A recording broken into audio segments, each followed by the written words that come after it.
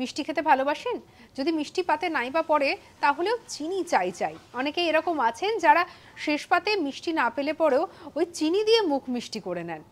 এবারে এই চিনি উৎপাদনকারী দেশ কোনটা বলুন তো? সব থেকে বেশি যে দেশ চিনি উৎপাদন করেন, শুনলে পরে একবারে অবাক হয়ে যাবেন।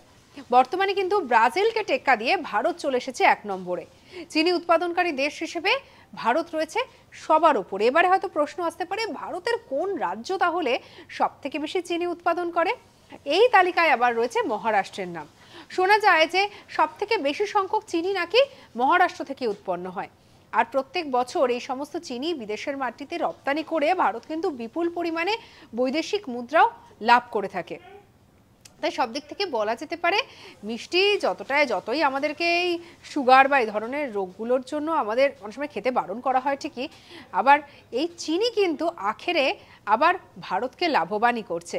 আর যে বলছিলাম আগে ছিল ব্রাজিলকে টেক্কা দিয়ে এখন চিনি উৎপাদনকারী দেশ হিসেবে 1 নম্বরে রয়েছে ভারত। সঙ্গে রাখুন আজ তাক বাংলাকে, সাবস্ক্রাইব করে নিন।